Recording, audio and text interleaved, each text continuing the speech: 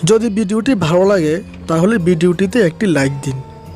Comment করে জানাতে পারেন ভিডিওটি কেমন হলো এবং আপনার বন্ধুদের সাথে ভিডিওটি শেয়ার করে তাদেরকেও দেখার সুযোগ করে দিন।